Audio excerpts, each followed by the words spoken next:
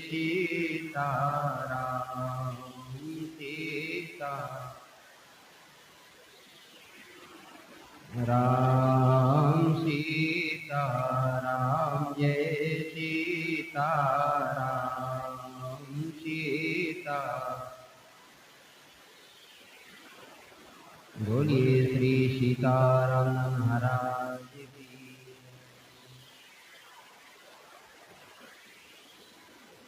ठाकुर जी की कृपा से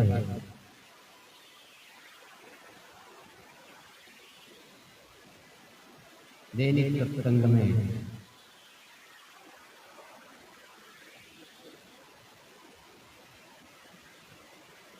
हम सभी श्रवण कर रहे हैं। पूज्यपाद गोस्वामी श्री तुलसीदास जी महाराज वंदना कर रहे हैं। इतने विस्तार से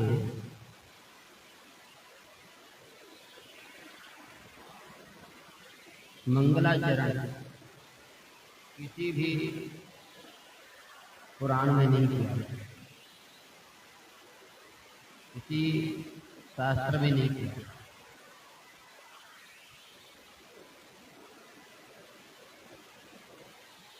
एक श्लोक, दो श्लोक, तीन श्लोक, चार श्लोक, पांच श्लोक,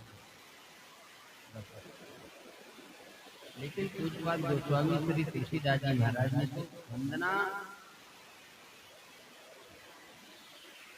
इतने विस्तार से, इतने विस्तार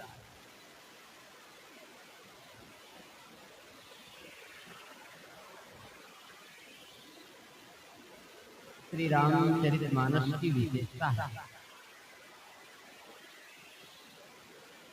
कि जो श्री रामचरितमानस की कथा श्रवण करता है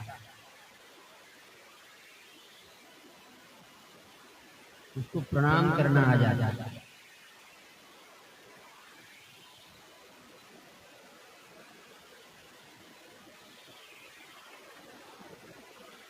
श्रवणम कीर्तनम विष्णु स्मरणम पाद सेवनम अर्चनम वंदनम। ये वंदन करना भक्ति। श्रवणम कीर्तनम विष्णु स्मरणम पाद सेवनम अर्चनम वंदनम।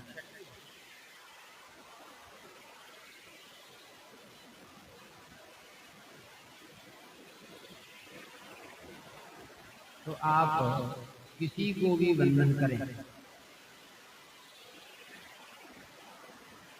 वो भगवान को ही प्राप्त होता है।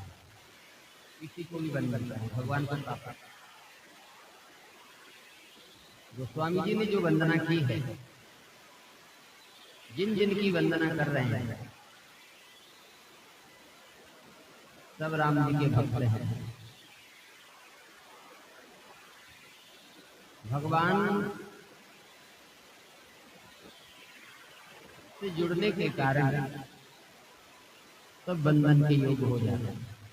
कोई भी जो भी भगवान से जुड़ जाता है, जो भी भगवान से संबंध जोड़ लेता है, वह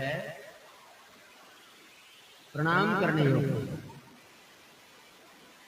सारी दुनिया उसको प्रणाम करती, सब लोग प्रणाम करते। भावन नहीं होता।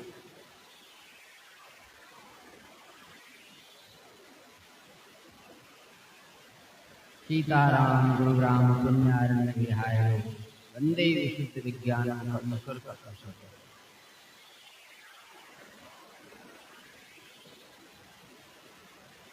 भगवान श्री सीताराम जी के चरित्र रूपी वन में विहार करने वाले आदि कवि श्री वाल्मीकि जी महाराज एवं ज्ञानी नामाग्रगण्यम बुद्धिमताम वरिष्ठम भगवान श्री राम जी के भक्त श्री हनुमान जी महाराज, इन दोनों की वंदना गोस्वामी जी ने। अब इसके बाद में गोस्वामी जी महाराज वंदना करते हैं।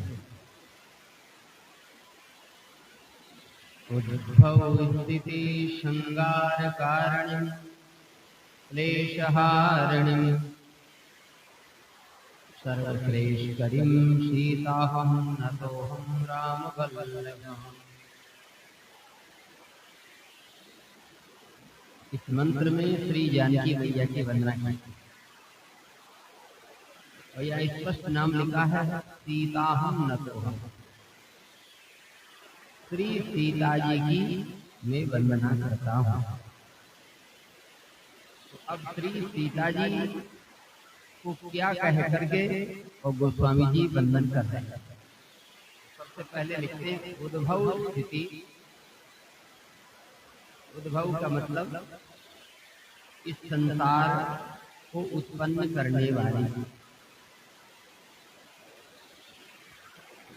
स्थिति का मतलब इसका पालन करने वाली, फिर बाद में इसका संहार करने वाली। जगत का जो मूल कारण है तो गोस्वामी जी जानकी मैया को बता रहे हैं। कह रहे हैं कि श्री सीता जी कौन है? जगत की उत्पत्ति करने वाली है, जगत का पालन करने वाली है, जगत का संहार करने वाली। उद्भव स्थिति संहार कारिणी क्लेशहारिणी। जो भी श्री जानकी मैया का स्मरण करेगा उसके सारे दुख दूर हो जाएंगे, क्लेशों से मुक्ति मिल जाएगी। कितना भी बड़ा क्लेश हो, श्री जानकी मैया का स्मरण करते ही क्लेशों से उसे मुक्ति मिल जाएगी। तो क्लेश हर लेती, सर्वश्रेष्ठ करेंगे। जो इस जगत का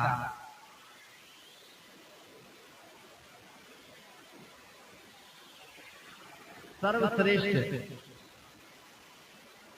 साधन है अथवा सर्वश्रेष्ठ श्रेय है,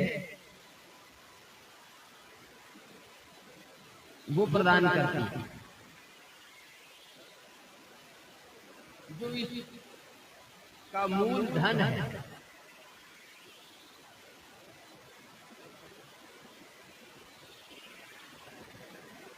ये मनुष्य का शरीर हमको क्यों मिला? कबहु करि करुणा नर देहि देत ईश बिन हेत सत। बड़े भाग मानुष तन पावा सुर दुर्लभ सत ग्रंथन गावा। साधन धाम मोक्ष कर द्वारा पाई न जई परलोक सब। यह मनुष्य का शरीर साधनों का धाम है, मोक्ष का ये द्वार है। इस शरीर को पाकर के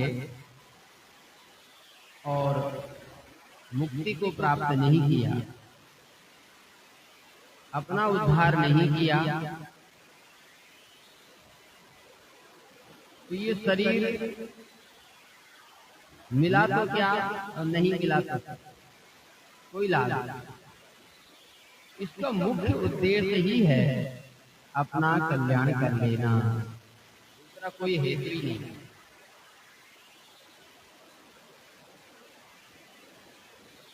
कि मकान बनाने के लिए, दुकान बनाने के लिए, व्यापार करने के लिए शरीर नहीं मिला है, संसार को आगे बढ़ाने के लिए शरीर नहीं मिला है। ये शरीर मिला है अपना कल्याण करने, इसका मुख्य हेतु। क्योंकि 84 लाख योनियों में सबसे श्रेष्ठ योनि ये मानव योनि है।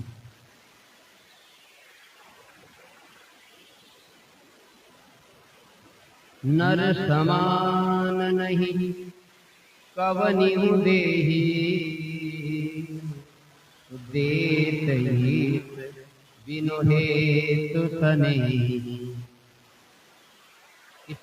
मनुष्य शरीर के समान कोई शरीर नहीं, कोई शरीर।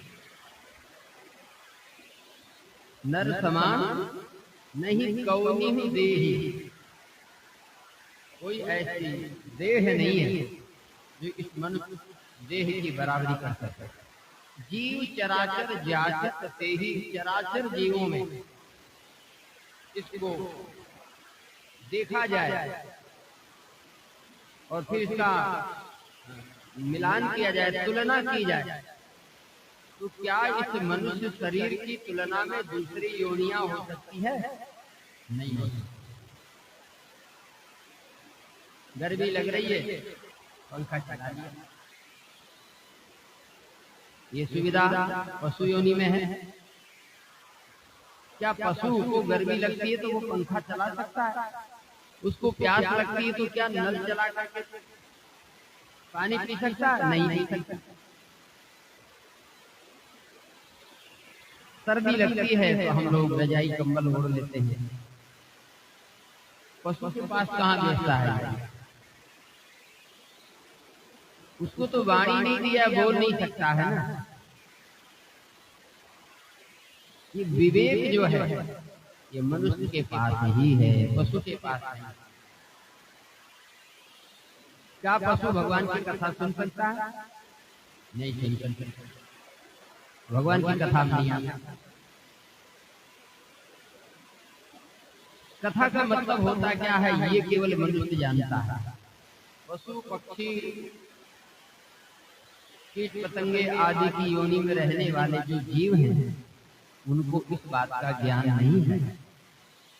उन्हें तो अपना ही ज्ञान नहीं है कि मैं क्या हूं। उन्हें तो अपने बारे में भी ज्ञान नहीं है। जैसे हमको मालूम कि हम लोग मनुष्य हैं, लेकिन उनको ये मालूम नहीं है कि मैं मच्छर हूँ,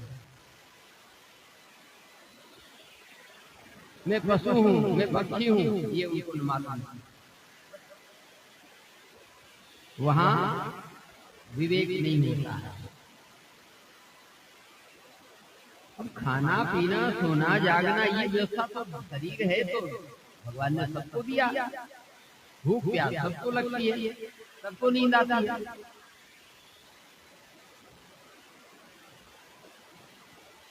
बालक बच्चे सबके होते हैं।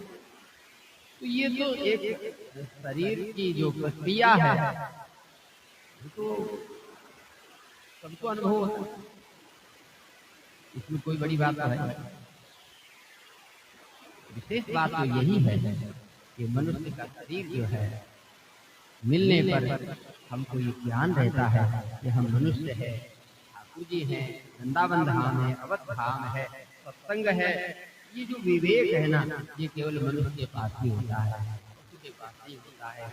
इसीलिए कहा गया है कि नर समान नहीं कौनिउ देहि, जीव चराचर जाचत ते। चराचर जीवों में आप तुलना करके देख सकते हो, मनुष्य योनि की समान दूसरी कोई योनि नहीं है। तो इसका लक्ष्य क्या है, इसका मूल हेतु क्या है? इसका मूल हेतु है अपना कल्याण। तो ये अपना कल्याण कर लेना यही इसका मूल धन है। इस शरीर का जो सर्वश्रेष्ठ इसकी जो उपलब्धि है, जो प्राप्त करने योग्य है, वो है भगवत प्राप्ति। और ये भगवत प्राप्ति सर्वश्रेष्ठ करिए श्री जानकी मैया का। जानकी मैया के बिना राम जी की प्राप्ति कैसे हो?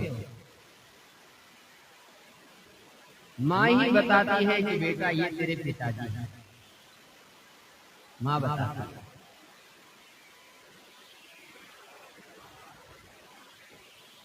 तो जो सर्वश्रेष्ठ हमारा जो धन है वो श्री जानकी मैया की कृपा से हमको प्राप्त होता है। सर्वश्रेष्ठ सर्वश्रेष्ठ करिए सीता हम न तो हम राम वल्लभ। यहाँ पर सीधा सीधा नाम लिया गया श्री सीता, जो राम जी की प्राण प्रिया है, जो राम वल्लभा है, श्री सीता जी, मैं उनको प्रणाम करता हूँ।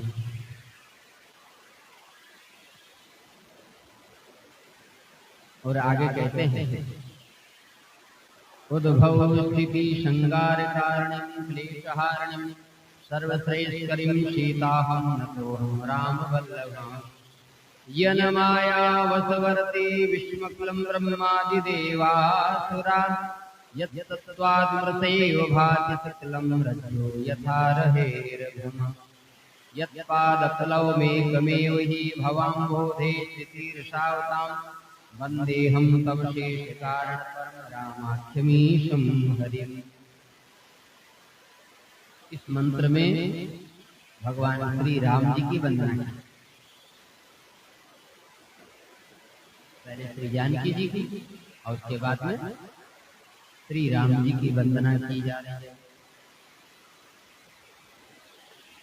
यन माया वशवर्ती विष्णुकुलम ब्रह्मादि देवासुरा, भगवान के स्वरूप का वर्णन करते हुए कहते हैं स्वामी जी महाराज कि जिनकी माया के वश में ब्रह्मादि देवासुरा, ब्रह्मादि के देवता, वो ब्रह्मा जी का नाम लेने का मतलब ब्रह्मा जी का नाम ले दिया तो सारे देवता आ गए, क्योंकि ब्रह्मा जी सबसे बड़े देवता हैं, ब्रह्मा के बाद में है सब। ब्रह्मा जी का नाम ले दिया क्या मतलब इसमें अब सब देवता आ गए। जैसे कबई राय की नारी बुलाई तो कौशल्यादि कहाँ चली आई, केवल कौशल्या का नाम लिया और कौशल्या का नाम ले दिया, इसका मतलब सुमित्रा भी आ गई, कैकेयी भी आ गई। बड़े का नाम जैसे परिवार में जब निमंत्रण दिया जाता है तो घर का जो मुखिया होता है उस व्यक्ति का नाम लिख दिया जाता है, तो उसका नाम लिखने का मतलब पूरे परिवार का नाम आ गया। यही तो होता है ना। अब ये तो नहीं कि सब घर वालों का नाम लिखा जाए उसमें, घर के मुखिया का जो नाम लिख दिया पूरा परिवार उसमें आ गया, तो बड़े का नाम। तो ब्रह्मा जी का नाम लेने का मतलब ये हुआ कि समस्त देवता उसमें आ गए। तो जिनकी माया के वश में ब्रह्मादिक देवता भी हैं, ये पूरा विश्व ब्रह्मांड जिनकी माया के अधीन है। यन माया वशवर्ती विष्णुकुलम ब्रह्मादि देवासुरा,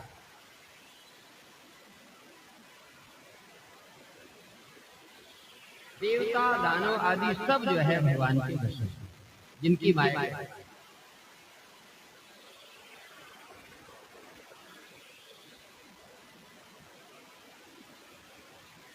यत्तत्त्वाद्मृतेव भाति सकलं रज्जो यथा रहेर्भ्रमः, जिनकी माया के वश में होकर के ये संसार हम लोगों को कैसा दिखता है। रज्जो यथा रहेर्भ्रमः, जैसे रस्सी में कभी कभी सर्प का भ्रम हो जाता है, पूरा प्रकाश नहीं है, पूरा अंधेरा भी नहीं है, थोड़ा अंधेरा है थोड़ा प्रकाश है, और जब हम देखते हैं सामने कोई रस्सी पड़ी है तो उस रस्सी को हम सर्प समझ लेते हैं। तो ये कब होता है? जब पूरा ज्ञान नहीं होता, पूरा ज्ञान नहीं होता। जब पूरा ज्ञान नहीं होता है तो हमें उस समय भ्रम होता है। तो इस भ्रम का जो निवारण है वो राम जी की कृपा से दूर हो गया।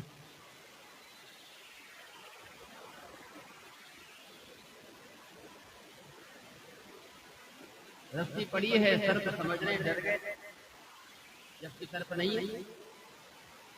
टार्च जलाओ, जब हम टार्च जला करके देखते हैं तो अरे ये तो सर्प नहीं है, तो रस्सी। तो जो भय था वो दूर हो गया। लेकिन कब दूर हुआ? जब पूरा प्रकाश हुआ। तो प्रकाश का मतलब होता है ज्ञान, प्रकाश का मतलब होता है ज्ञान।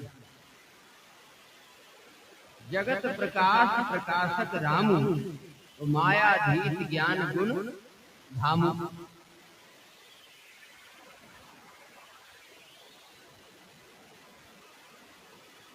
तो प्रकाश का मतलब होता है ज्ञान। जब जीव को वास्तविक ज्ञान हो जाता है, जब हमको वास्तविक ज्ञान हो जाता है, ये भ्रम वाली जो स्थिति है वो समाप्त हो जाती है। सब कुछ स्पष्ट दिखाई पड़ने लगता है, सब समझ में आ जाता है सत्य क्या है, असत्य क्या है। घर में इतना सामान भरा हुआ है और लाइट बंद है, आपको कुछ नहीं दिखेगा, अंधेरा है, समझ में नहीं आता सामान कहाँ रखा है। और जैसे ही लाइट जलाएंगे सब कुछ स्पष्ट दिखाई पड़ने लगेगा कि कौन वस्तु कहाँ कहाँ रखी है, तुरंत हम ले लेते।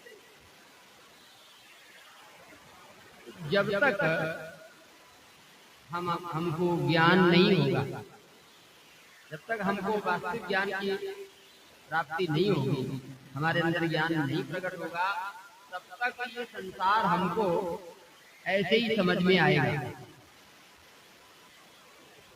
कैसे?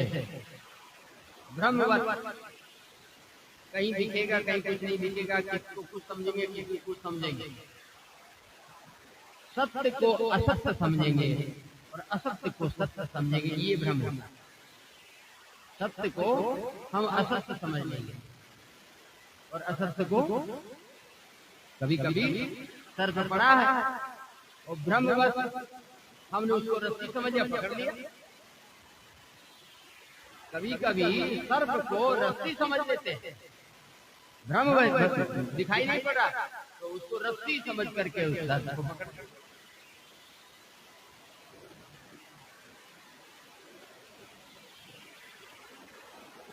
इसलिए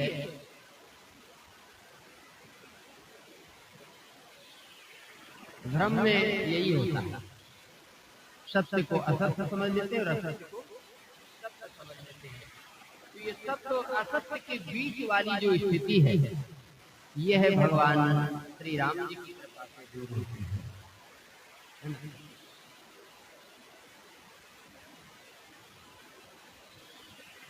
जिनका स्मरण करने मात्र से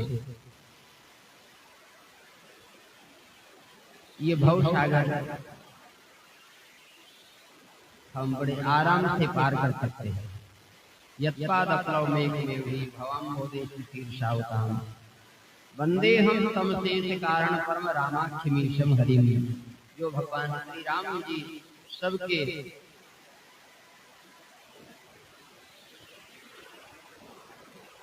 ईश्वर है, मालिक है,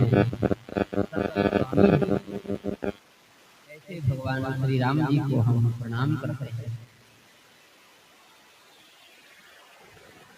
और आगे कहते हैं, नाना पुराण निगमागम सम्मतम यद रामायणे निगदितं पतिदन्योऽसति स्वान्तः सुखाय तुलसी रघुनाथ गाथा भाषा निमंजमति मंजुल मातनोति। इस श्री राम कथा में नाना पुराण निगमागम सम्मतम, जितने भी पुराण हैं सभी पुराणों का इसमें सार है, सबने इसको स्वीकार किया। राम कथा को, श्री रामचरितमानस को सबने स्वीकार किया। आरती में गोस्वामी जी महाराज लिखते हैं, आरती श्री रामायण जी की कीरत कलित ललित सियपी की गावत ब्रह्मादि नारद वाल्मीकि विज्ञान विशारद सुप्तनिकार शेष अरुसारद वर्ण पवन सुत कीरतनी की गावत वेद पुराण अष्टदश। वेद भी जिसकी महिमा को गाते हैं, पुराण जिसकी महिमा को गाते हैं, शास्त्र जिसकी महिमा को गाते हैं, गावत वेद पुराण अष्टदश छो शास्त्र सब ग्रंथन को रस। जितने भी ग्रंथ हैं सबका निचोड़ है, सबका सार है श्री रामचरितमानस।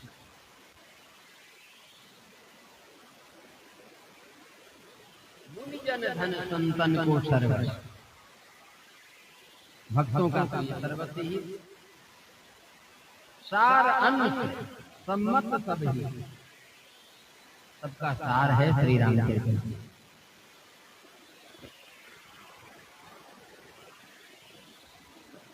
जब तक आप रामचरितमानस से दूर हैं, रामचरितमानस को नहीं समझा, तब तक आपके मन में अनेकानेक स्थितियां प्रकट होती रहती हैं। और जब हम श्री रामचरितमानस को ठीक से पढ़ लेते हैं अथवा श्री रामचरितमानस का आश्रय ले लेते हैं, रामचरितमानस का मतलब कोई ग्रंथ नहीं है, सीधा तात्पर्य है साक्षात भगवान श्री राम। रामायण का मतलब श्री राम, भगवान श्री राम। देखिए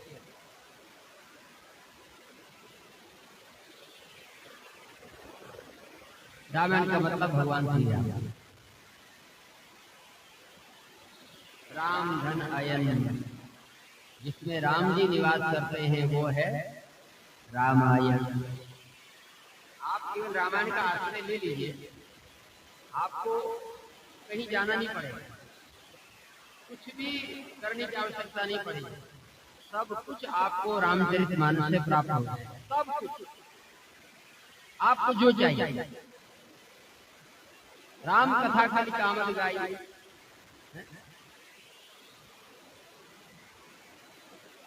सब कुछ प्राप्त हो जाएगा राम कथा।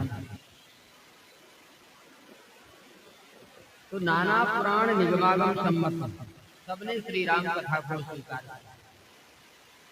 जब गोस्वामी जी महाराज ने श्री रामचरितमानस की रचना करी, और वो भी भाषा में, ग्रामीण भाषा में, उस समय संवत 1621 कर्म कथा हरिपुर ईसा, संवत 1631 में गोस्वामी श्री तुलसीदास जी महाराज ने जब श्री रामचरितमानस की रचना करी, तो वो संस्कृत का युग था। काशी के विद्वानों ने इसको स्वीकार नहीं की, कहा कि ये हिंदी का ग्रंथ है, भाषा का ग्रंथ है, देववाणी में नहीं लिखा हुआ। बहुत विरोध हुआ, तब श्री रामचरितमानस की परीक्षा हुई। काशी विश्वनाथ भगवान के मंदिर में समस्त पुराणों को, वेदों को, शास्त्रों को लाया गया। सबसे नीचे रामचरितमानस को रखा, फिर उसके ऊपर में पुराण रखे, शास्त्र रखे, सबसे ऊपर में वेद भगवान को प्रतिष्ठित किया। और भोलेनाथ विश्वनाथ भगवान से निवेदन किया कवि ने कि यदि ये रामचरितमानस सबसे श्रेष्ठ है तो आप इसको सत्यापित करें, तो प्रमाणित करें। ये सबसे ऊपर हो जाना चाहिए तो हम मान लेंगे। ऐसा कहकर के मंदिर को बंद कर दिया गया। इधर भगवान की प्रार्थना करते हैं तुलसीदास जी महाराज। जब प्रातः काल हुआ और मंदिर का द्वार खोला गया, तो कहते हैं उस समय श्री रामचरितमानस सबसे ऊपर रखा हुआ है और लिखा है सत्यम शिवम सुंदरम, मैं शिव इसको प्रमाणित करता हूँ, ये श्री रामचरितमानस सत्य है। तब जब भगवान शिव ने इसको प्रमाणित कर दिया तो अब तो मानना पड़ेगा। सबने श्री रामचरितमानस को स्वीकार किया। तब से रामचरितमानस का पाठ आदि को होने लगा, स्वीकार किया। तो कहने का तात्पर्य है कि समस्त पुराणों का सार है श्री रामचरितमानस। यद रामायणे निगदितम क्वचिदन्योतम, पुराणों से इसमें कथाएं लिखी हुई है, शास्त्रों से इसमें कथाएं लिखी हुई है, वेदों से इसमें कथाएं लिखी हुई है। कुछ कथाएं ऐसी भी है जो और अन्य अन्य ग्रंथों में लिखी हुई, वो भी कथाएं इसमें लिखी हुई है। जैसे चौपाई ऐसी भी दधीच हरिचंद्र नरेशा सये धर्म हित कोटि कलेश। अब ये सीवी महाराज की कथा कहाँ रामायण में, पुराण में, भागवत जी में है, पुराण में है।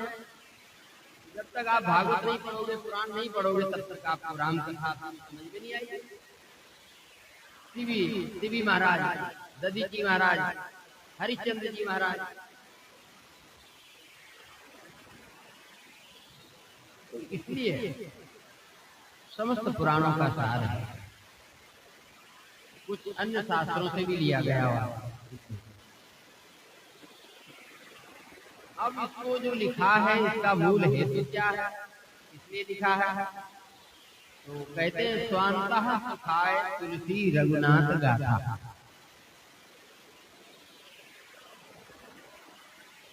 अपने आनंद के लिए गोस्वामी जी महाराज ने राम कथा को लिखा है, अपने आनंद।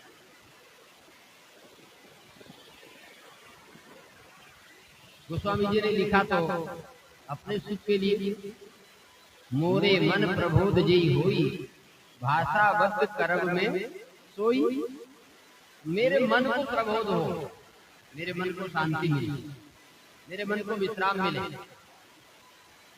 और जब रामचरितमानस को विराम दिया, वहां लिखा भी है गोस्वामी जी ने, पायो परम विश्राम, राम समान प्रभु नाई कहूं। तो परम विश्राम पाने के लिए गोस्वामी जी महाराज ने राम कथा लिखी। स्वांतः सुखाय, अपने सुख के लिए। तो गोस्वामी जी ने लिखा तो अपने सुख के लिए, लेकिन ये हो गया जगत के सुख का कारण। जैसे हम बल्ब लगाते हैं अपने द्वार पर, तो हमने अपने प्रकाश के लिए रखा है, लगाया है, लेकिन रास्ते में जाने वाला कोई व्यक्ति उसी बल्ब के प्रकाश में मार्ग देख लेता है, प्रत्यक्ष कर लेता है। लगाया तो हमने अपने लिए, लेकिन वो प्रकाश से और भी लोग लाभ लेते हैं। तो गोस्वामी जी का भाव है कि स्वांतः सुखाय, मैंने अपने लिए लिखा है, लेकिन ये हो गया जगत का मंगल करने वाला, जगत को सुख देने वाला। स्वांतः सुखाय तुलसी रघुनाथ गाथा, रघुनाथ जी की गाथा को अपने सुख के लिए। अच्छा, हम लोग राम कथा कहते हैं तो किसके लिए? अपने लिए होना चाहिए, दूसरों के लिए नहीं। जब आपको खुद आनंद मिलेगा, दूसरों को तो अपने आप आनंद आएगा। पहले खुद को डूबना पड़ेगा, पहले खुद को आनंद लेना पड़ेगा, पहले खुद को उस ग्रंथ में रमना पड़ेगा। पहले कथा अपने हृदय में उतरना चाहिए, पहले वो कथा हमारे जीवन में उतरना चाहिए। जब ये कथा हमारे जीवन में उतर आएगी, इस कथा के अनुसार हमारा जीवन हो जाएगा, दूसरे लोगों को तो हमारा स्वभाव, हमारा व्यवहार, हमारा आचरण आदि आदि देख करके ही शिक्षा मिल जाएगी। कहना नहीं पड़ेगा कि तुम ये करो, तुम ये करो, ये नहीं कहना।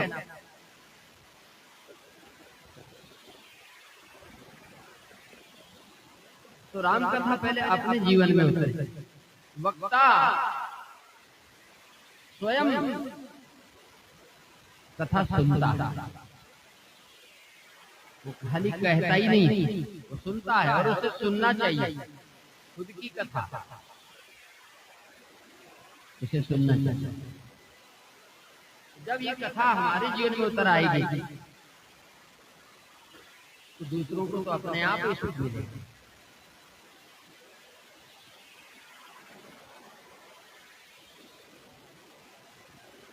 गोस्वामी जी महाराज ने अपने आनंद के लिए इस कथा को लिखा।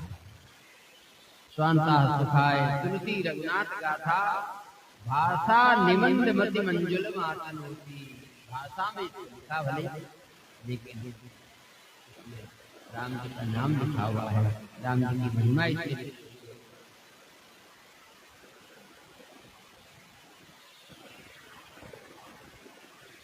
गोस्वामी जी ने भाषा में क्यों लिखा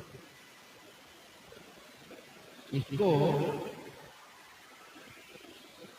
गोस्वामी जी यदि चाहते तो संस्कृत में भी लिख सकते थे। संस्कृत के विद्वान थे, आपने अध्ययन किया था। ये प्रारंभ के जो 7 श्लोक हैं, इनसे ये सिद्ध होता है कि गोस्वामी जी महाराज संस्कृत के ज्ञाता हैं और बड़े ज्ञाता हैं। वो चाहते तो इस ग्रंथ को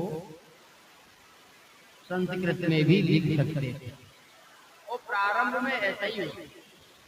स्वामी जी ने जब लिखना प्रारंभ किया, ये वर्णानाम अर्थंगानाम रसानाम संसामपि मंगलानाम चक्रतारो वंदे वाणी विनायको, जब ये श्लोक लिखा प्रातः काल उठ करके देखा तो जो लिखा हुआ है वो गायब है। फिर दूसरे दिन लिखा, रात्रि में विश्राम किया, प्रातः काल उठ देखा तो जो लिखा वो गायब। 7 दिन तक ऐसी प्रक्रिया चली। वो स्वामी जी रात लिखते हैं और रात्रि में वो गायब हो जाता। 7 दिन तक ये हुआ। तब गोस्वामी जी को लगा कि लगता है भूत भावन भोलेनाथ भोले बाबा की इच्छा नहीं है, तो मैं परिश्रम कर रहा हूँ और ये सब गायब हो जा रहा है, तो काशी छोड़कर जाने दें। कहते काशी विश्वनाथ भोले बाबा सामने आ गए, प्रकट हो गए और तुलसीदास जी महाराज ने कहा, तुलसी निराश मत हो,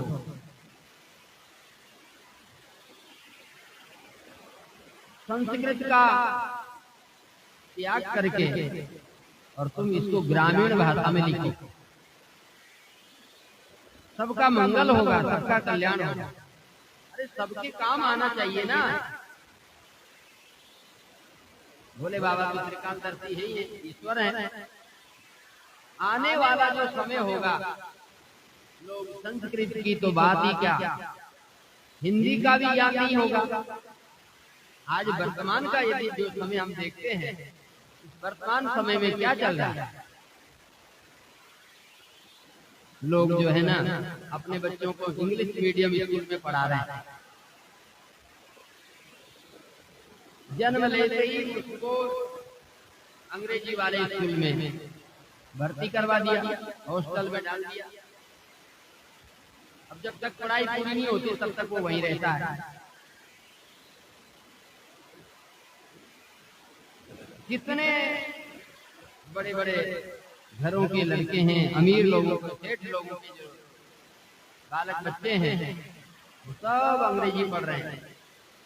हम लोगों का अंग्रेजी से कोई विरोध नहीं है, लेकिन एक बात है कि भाई हम हिंदुस्तान में रहते हैं तो हिंदी का तो ज्ञान होना चाहिए कम से कम।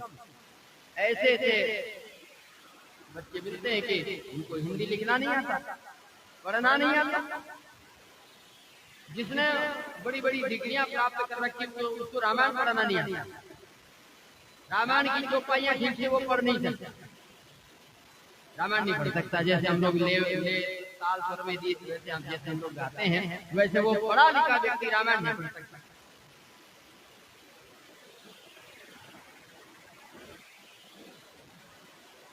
क्योंकि उन्होंने हिंदी पढ़ाई नहीं।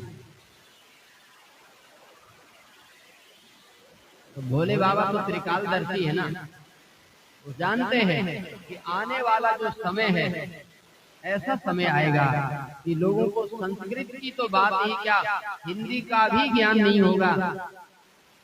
संस्कृत क्या पढ़ेंगे जब हिंदी नहीं पढ़ पाएंगे।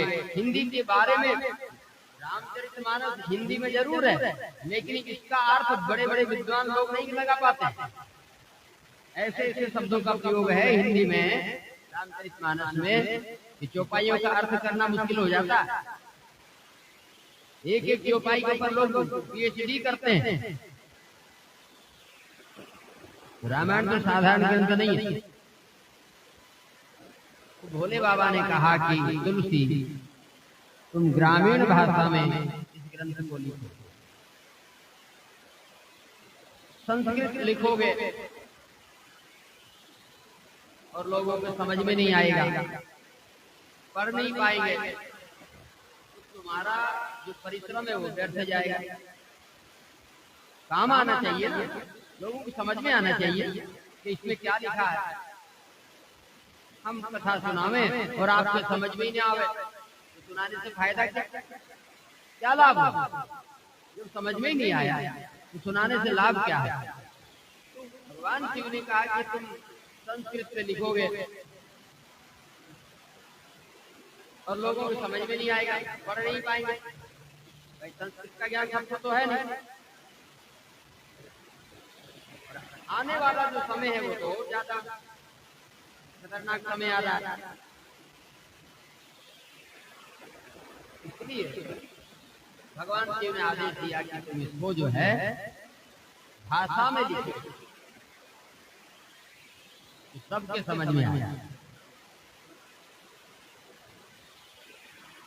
किसी ने कहा संस्कृत भाषा नारियल, ये संस्कृत जो है ना नारियल की तरह है। नारियल जैसे वो शंकर जी के पास नारियल रखा ना, रखा है ना, नारियल वहां रखा है ना, तो अब उसके अंदर में गरी है और आप ले सकते हो, नहीं ले सकते, उसके अंदर है। अब हम आपसे कहें कि बाबा इसमें से गरी निकालो, तो आपको बड़ी मेहनत करना पड़ेगा, बड़ी मुश्किल से निकलेगी। वो सूख गया है नारियल और अंदर में गरी बज रही है उसमें, और उसके ऊपर में जो जटा आदि लगी है, छिलका जो चढ़ा है, उसको निकालना बहुत कठिन है, बड़ी मुश्किल से निकलेगा। संस्कृत भाषा नारियल की तरह है, सबके समझ में नहीं आती। जब तक आपने व्याकरण नहीं पढ़ा है तब तक संस्कृत का आपको समझ में नहीं आएगा कि इसका मतलब क्या है। सब लोग नहीं पढ़ सकते ना सब लोग समझ सकते, अर्थ ही नहीं निकाल पाओगे। तो गोस्वामी जी महाराज ने संस्कृत भाषा को छोड़ करके हिंदी में इसको लिख दिया। कहते हैं गरी फोड़ तुलसी धरी जो चाहे। तुलसीदास जी महाराज ने गरी फोड़ तुलसी धरी जो चाहे, गरी निकाल दिया और तुलसी रख दिया। कोई भी प्रसाद दे सकता, सब व्यक्ति पढ़ सकते हैं, कोई भी पढ़ सकता है, लेकिन संस्कृत में होता तो हम लोग नहीं पढ़ सकते, हमारे बस की बात नहीं थी, क्योंकि हम लोग संस्कृत पढ़े ही नहीं है ना। तो इसलिए स्वांतः सुखाय तुलसी रघुनाथ गाता, भाषा निबंध मति मंजुल मातनोति। भाषा में गोस्वामी जी ने ग्रंथ को लिख करके भगवान शिव ने आज्ञा दिया। तो ये 7 श्लोक तो 7 दिन तक जो लिखे ना, वो तो 7 श्लोक लिखे हुए हैं। और इसके बाद में गोस्वामी जी ने हिंदी में लिखना प्रारंभ कर दिया। भोले बाबा ने आज्ञा दे दी 7 दिन की ये 7 श्लोक। 7 श्लोक क्यों लिखे, इसके पीछे भी कई भाव है। 7 श्लोक इसलिए लिखे हैं, भाव बताते हैं वक्ता कि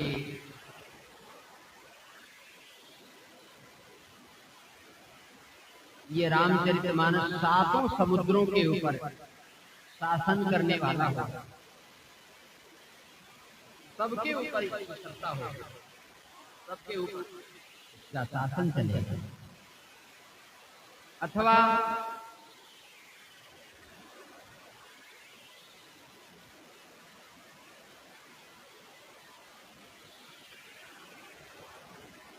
राम कथा 7 दिन में आप किसी भी दिन इसको प्रारंभ कर सकते हैं। जैसे दिन 7 होते हैं ना, रविवार, सोमवार, मंगल, बुध, बृहस्पति, शुक्र, शनि, तो किसी भी दिन इसका प्रारंभ आप कर सकते हैं, कोई मुहूर्त की आवश्यकता भी नहीं है, इसलिए भी शायद 7 श्लोक लिखे। अथवा कहते हैं कि भगवान श्री राम जी की 7वीं राशि है, तुला राशि 7वीं राशि है, इसलिए भी जो है 7 श्लोक लिखे।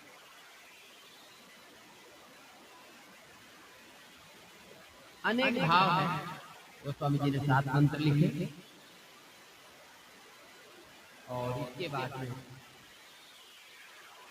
अब गोस्वामी जी महाराज जो सुमिरत सिद्ध होई गणनायक करिवर वदन करम अनुग्रह सोई बुद्धि रास शुभ गुण सदन। सोरठा लिखते हैं। अब इसकी व्याख्या हम लोग कल श्रवण करेंगे। तो मैं भगवान का कीर्तन करेंगे। सीताराम जय सीताराम,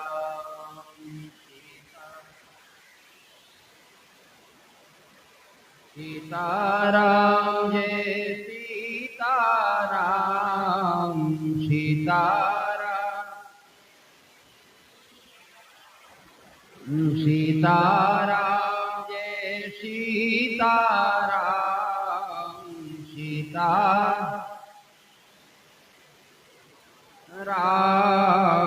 सीताराम जय सीताराम, सीताराम सीताराम जय सीताराम,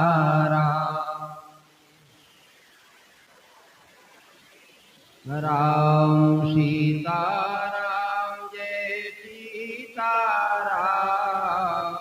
सीताराम राम सीताराम जय सीताराम, सीताराम। बोलो श्री सीताराम जी महाराज की जय। श्री रामचरितमानस भगवान की जय। श्री तुलसीदास जी महाराज की जय। श्री करुणानिधान भगवान की जय। श्री करुणेश्वर महादेव की जय। श्री जानकी मैया की जय। श्री हनुमान भैया की जय। गोस्वामी श्री तुलसीदास जी महाराज की जय।